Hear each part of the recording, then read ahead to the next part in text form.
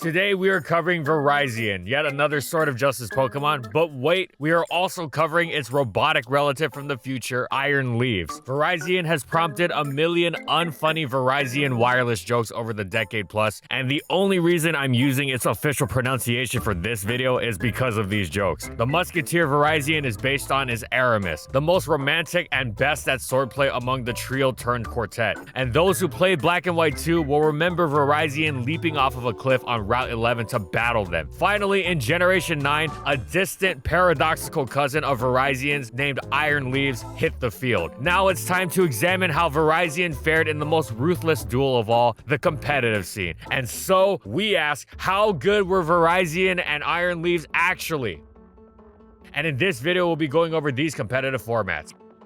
In Generation 4, Infernape had turned the offensive metagame on its head with its unique, excellent base 108 speed, and at the beginning of Generation 5, it was joined in OU by two other Pokemon, also fighting types, which shared that speed. The first and more immediately impactful was Terrakion. The second was not as flashy or powerful, but quickly discovered to have a wide-ranging, uniquely valuable set of attributes. That Pokemon was, of course, Virizion. Its attack and special attack were unimpressive in and of themselves, but Virizion compensated for this in many different ways. It could attack on both sides of the physical special spectrum with great boosting options in Calm Mind and Swords Dance, as well as a superb dual stab combination which packed both coverage and a high base power, in the same vein of that which had launched Breloom to stardom in the generation prior. Being half grass also meant, unlike most of its fighting counterparts, Virizion had incredible defensive utility. Its resistances to ground, water, and electric made it an important Pokemon in the nascent Black and White metagame for taking on both enormous threats on sand and rain teams alike, and it was a terrific offensive threat in its own right. This made it even more excellent against these teams, since it wasn't just helping hold off Excadrill, Landorus, and special water moves, as well as even leveraging its enormous special defense to help against the terrifying Thundurus, but it was doing this while ripping through their teams in return. Virizion reached its peak at the height of Rainstall's dominance over the tier, the style seemingly incredibly robust against nearly every threat, except Swords Dance Virizion, who set up with ease and sliced through the playstyle almost single-handedly, becoming hyped up as the Rainstall killer. Now, Rainstall didn't decline only because of the explosion in Swords Dance Virizion usage, but it certainly was a contributing factor. Of course, Calm Mind Virizion remained a potent threat as well, especially as it could hold leftovers without being deathly afraid of a Scald Burn ruining its functioning, as opposed to the Lum Berry Holden SD variant. Alternatively, Calm Mind Virizion could run Life Orb for a nice power boost more effectively, since Giga Drain's recovery would offset the recoil. Indeed, Calm Mind Virizion even got a bit of a boost from being the less expected of Virizion's two sets, which highlighted another one of its strengths that compensated for its underwhelming initial power: the fact that you couldn't always tell which set it was running, and how it could take advantage of that to really mess with the opponent. For example, physically defensive Skarmory had nothing to fear in a one-on-one against SD Virizion, but had to scurry in fear of Calm Mind variant's hefty Focus Blast. Virizion slowed down a bit in the final few months of Black and White 1, as its defensive profile was a bit less urgently essential with the departures of Excadrill and Thundurus, and it was no longer as instantly threatening offensively with the growing popularity of specially defensive Celebi and Choice Scarf Jirachi, often on the same team. However, whereas a lesser Pokemon would have fallen out of use entirely, Virizion remained a solid Pokemon throughout Black and White 1 that several players made great use of, especially taking advantage of the fact that most of their opponents weren't quite expecting it anymore on top of all the other talents. Sadly, Black and White 2's cavalcade of power creep did knock Virizion out of OU entirely. It seemed like every new addition was meant to invalidate it somehow. It suffered from incredible new competition, both as a fast fighting type, a niche which was now dominated by the newly added Keldeo, as well as a grass fighter, which was now dominated by a Breloom that had received its hidden ability, Technician. The existence of Keldeo and Technician Breloom,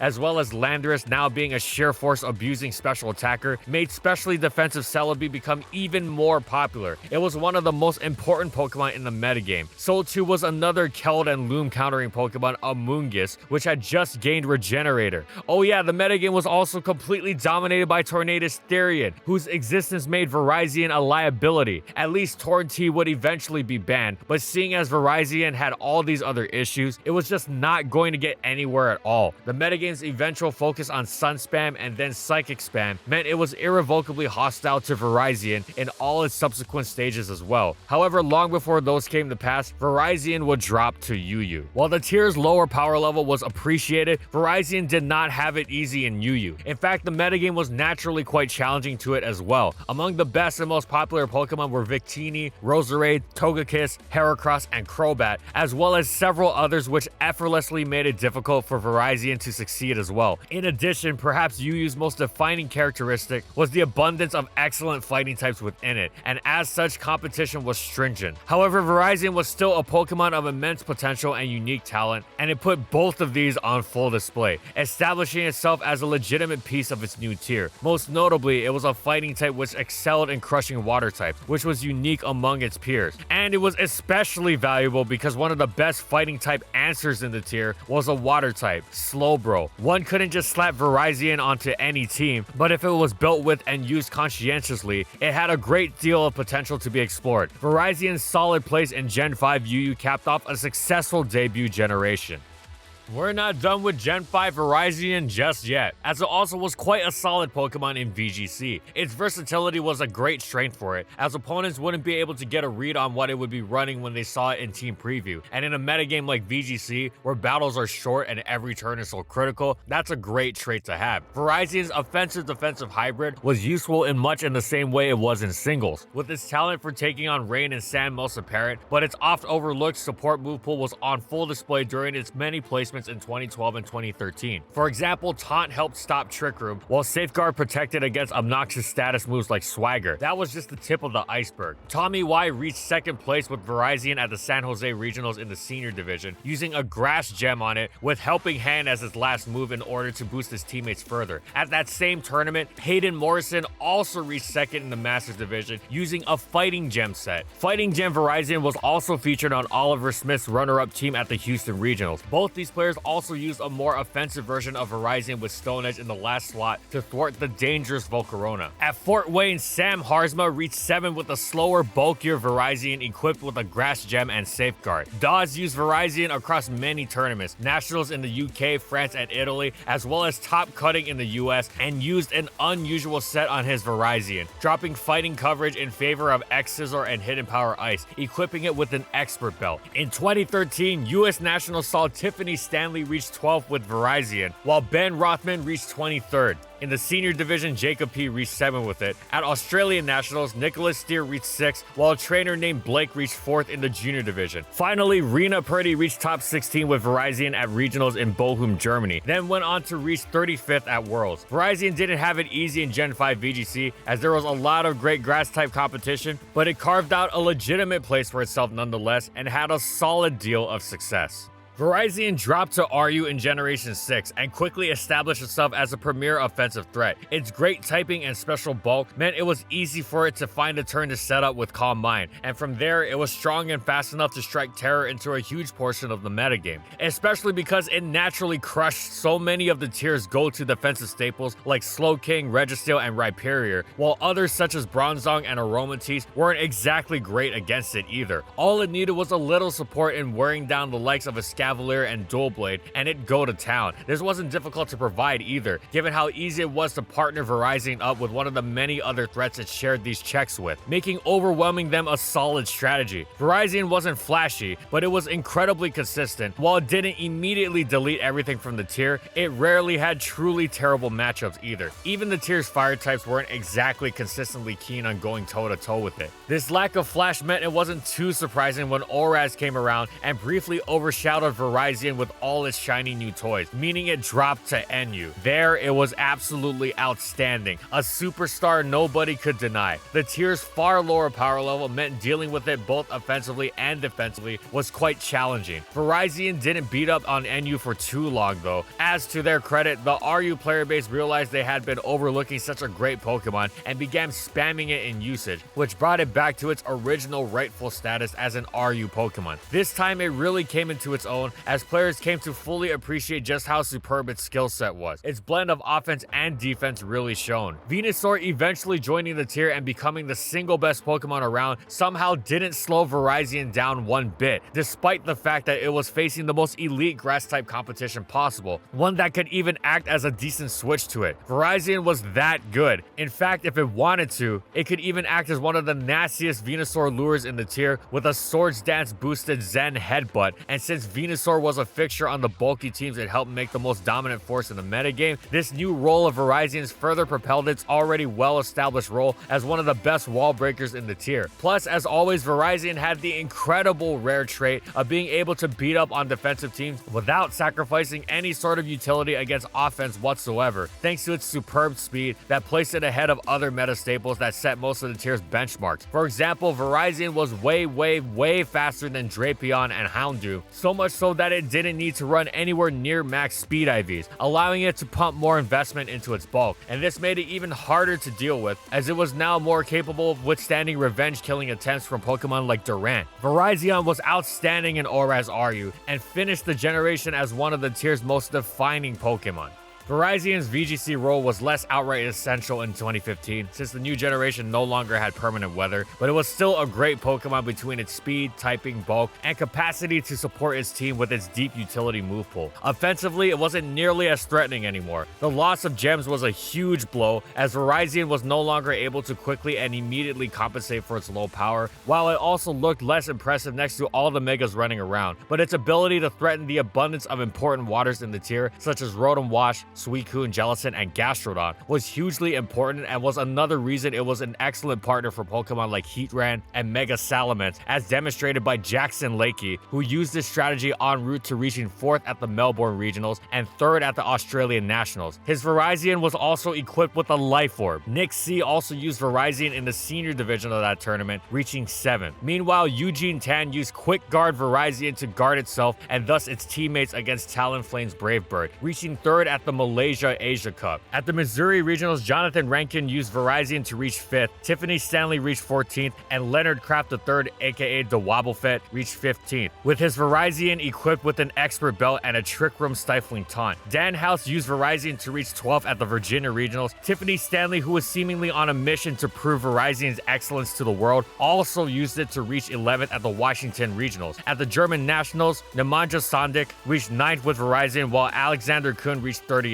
using a Life Orb Virizion with Light Screen to help his teammates fend off the many brutal special attacks flying around. Brandon Inkin used Virizion to reach 33rd at the UK Nationals, and in Italy, Virizion appeared thrice, as Riccardo Rispoli reached 8th, Amin Sulzer 12th, and David Hernandez 37th. Finally, Jeremy Manting brought Virizion to Worlds, capping off another solid generation of VGC for the Green Musketeer.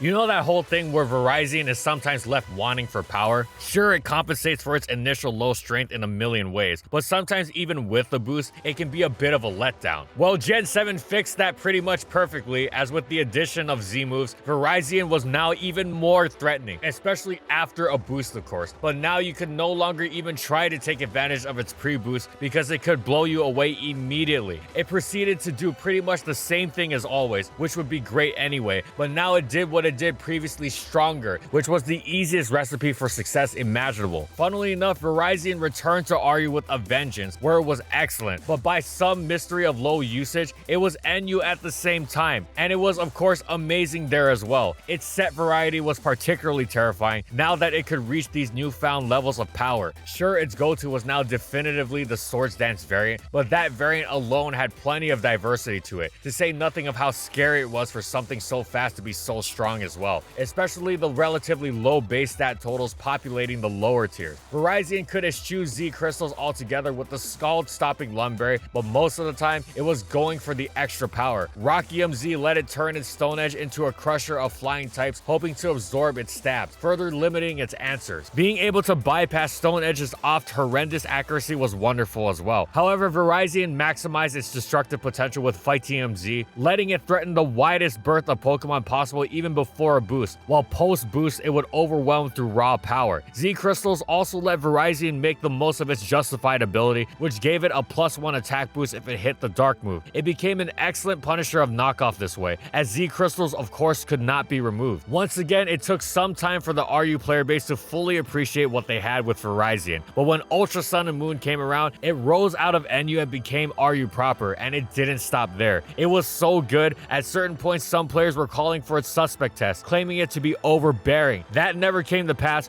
but Virizion was constantly among the best, most defining Pokemon around. Its justified ability was on full display in RU, as it made Virizion even more apt at performing one of the most important functions, providing great defense with an offensive set, and the defense in this case was particularly important, as it was a switch into Mega Blastoise. With justified should it pivot into a Dark Pulse, it was putting the hurt on Blastoise's team even harder. It didn't just take on Mega Blastoise either. Its ability to take on Zygarde 10%'s 1,000 arrows was huge as well. Virizion's defensive profile was so important. Yes, the defensive profile on a Swords Dancer. It was so important that the most common move in its last slot was Synthesis, allowing it to leverage this terrific defensive profile against these huge threats repeatedly. Of course, this also let it threaten the opponent's defensive core repeatedly over the course of a game, making it an even more tougher wall breaker to handle, since you couldn't let it wear itself down through various wear and tear. Virizion wasn't just tough to deal with because it was strong and fast and bulky, though that certainly was the case, but also because it would barrage you over and over, since it hit the field so effortlessly and naturally threatened defensive staples like Registeel and Slowbro, and it was incredibly difficult to withstand a prolonged assault from it. These talents were so plentiful and so impactful that Virizion rose to become considered among the top 3 Pokemon in the tier, and some players would make a case for it as the single best Pokemon around. So all in all, Virizion was a massively defining, powerful force in Gen 7 RU, capping off another superb generation for it.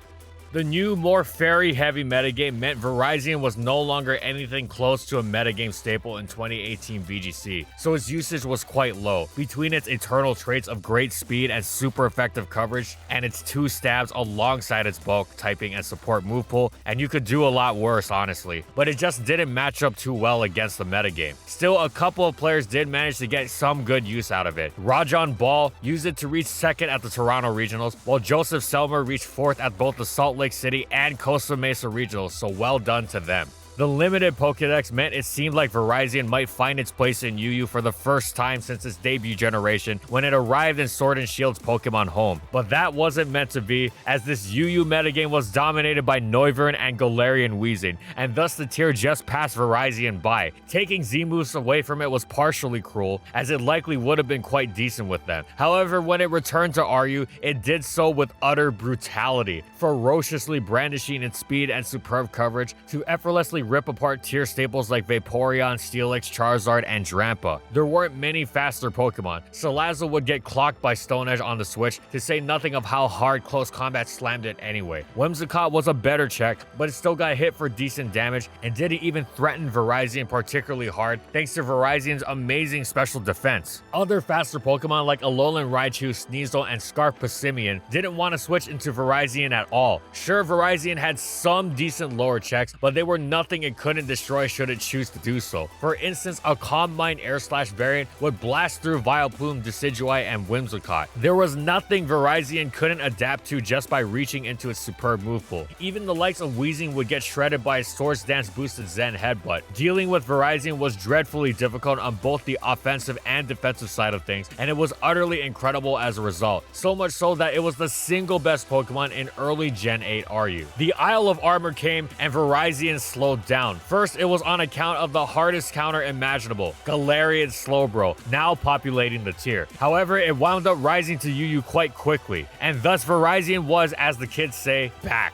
Sure, it wasn't far and away better than everything else around it anymore, thanks to the tier's higher power level as well as a bevy of new ways to help play around it, like Dragalge, Golisopod, Inteleon, Heliolisk, and Espeon. But good and common as these pokes were, they did nothing to quell what made Virizion so great to begin with. The fact that they weren't exactly super eager to repeatedly switch into Virizion was huge too, as it constantly got free turns against staples like Golurk, Steelix, Mantine, Milotic, Scrafty, and Bronzong, and it used those turns to bash away at opponents whose defensive cores could withstand it over and over. Virizion wasn't the best Pokemon around, but really it wasn't too far off. Then the Crown Tundra came around and Virizion got absolutely blasted by power creep. It didn't just drop out of RU and land in NU, it landed all the way down in PU, where it found itself in a strange position. It was absolutely incredible, as you might expect from a legendary Pokemon with high stats in such a metagame, and nobody was surprised when it was promptly put up for a suspect test. If anything, the shock would come from its lack of an immediate ban, but during this suspect test, players were perhaps not underwhelmed entirely, but surprised that it wasn't quite as obviously broken as they had thought. This was mostly due to Talonflame being the most popular Pokemon in the tier. Yes, Virizion's PU set of Life Orb Leaf Storms, Close Combats, and Air Slashes was accentuated by Stone Edge, but Talonflame could still pivot into 3 of those 4 moves, meaning you never really wanted to click anything but Stone Edge since you didn't want it switching in for free, and a Virizion spamming Stone Edge as opposed to its stabs is not nearly as threatening. Other faster checks like Rabombi and Frostlass had a similar dynamic, as other faster Pokemon in Sneasel and Archeops couldn't switch in, but did threaten a very cold one-hit KO on Virizion and its low defense stat. It had defensive checks too, in Weezing, Garbodor, Golbat, Yusi, and Xatu, while Gigalith's omnipresent Sandstorm meant Virizion got worn down really fast with its own Life Orb. As such, while still excellent, Virizion was found to not be broken. At this point, you're probably thinking, okay, those other checks are fine and all, but they're nothing Virizion hadn't dealt with before. They're totally manageable. It seems like Talonflame is Virizion's only true check, the only thing that could genuinely be considered a problem for it. And you'd be completely correct to think this. If those other checks were all that were standing in Virizion's way, it would probably dominate the tier, right? Well, Talonflame wound up rising out of PU via usage, and immediately afterwards, that's exactly what happened. Virizion dissected the tier like a crazed yet lucid surgeon wielding a machete. The carnage was so immediate and so overwhelmingly destructive that it wasn't given another suspect test. It was banned, and almost immediately at that, for fulfilling its destructive potential. Sadly, Virizion wasn't to make much of an impact in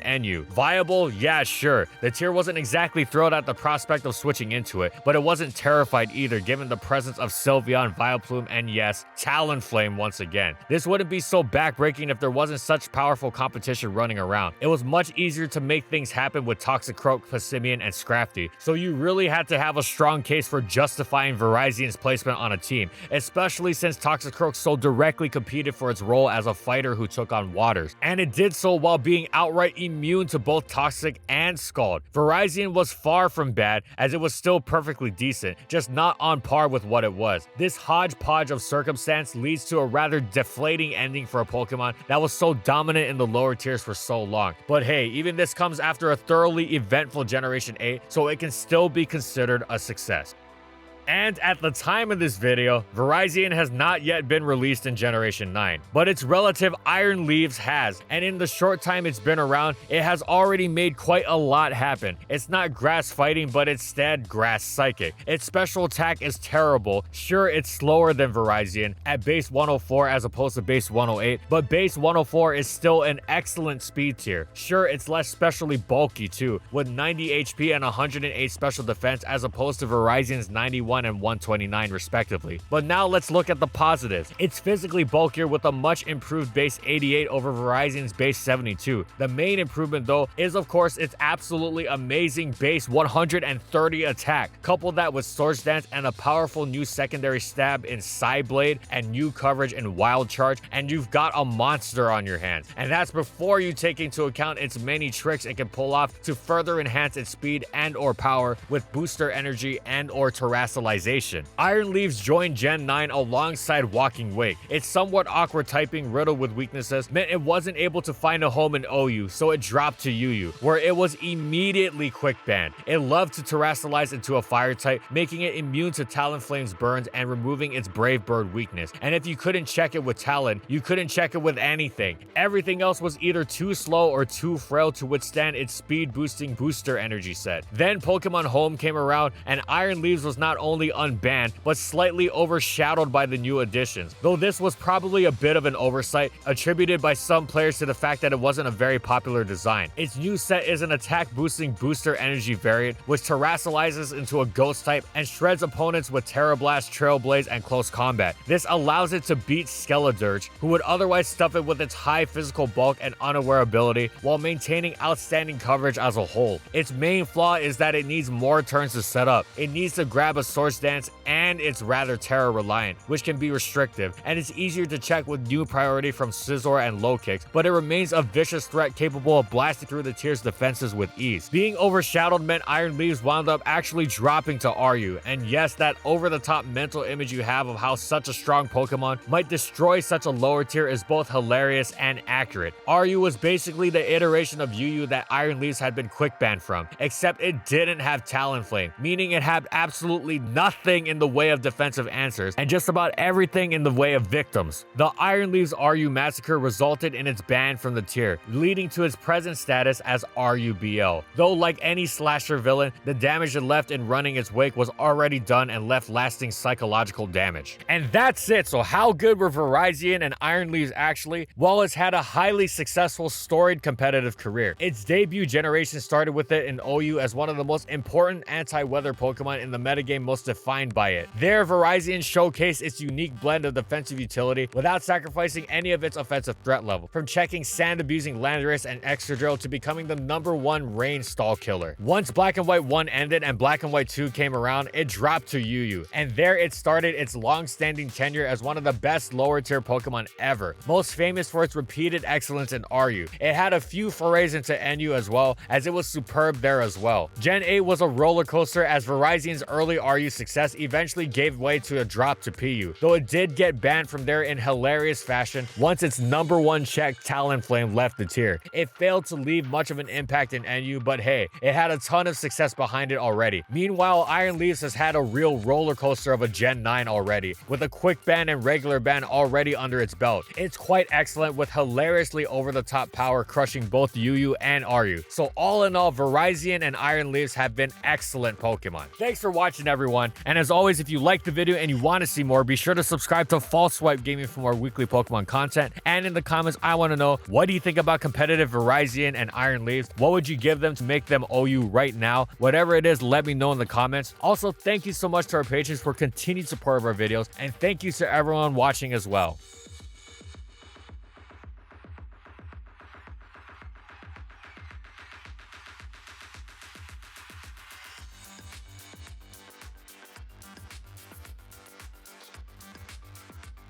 And follow my crew on these social media platforms. And that's all I got. See you next time, everyone.